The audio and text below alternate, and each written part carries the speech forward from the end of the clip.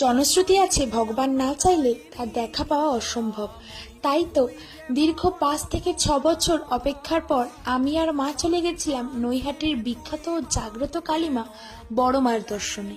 সকালবেলা উঠে স্নান করে শুদ্ধ বস্ত্রে একদম নির্জলা উপবাস থেকে মন্দির চত্বর থেকে পূজার ডালির মধ্যে ফল ফুল মিষ্টি, মায়ের জন্য একটি লাল পাড় শাড়ি, তাছাড়াও ডালির মধ্যে বিশেষ কিছু জিনিস কিনে পায়ে হেঁটে মায়ের জন্য লাইনে দাঁড়ালাম।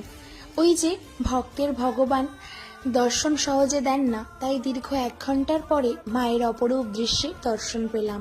কথিত আছে ধর্ম হোক যার যার বড়মা সবার, জাতি ধর্ম নির্বিশেষে ভগবান তো আমাদের সবার জন্যে।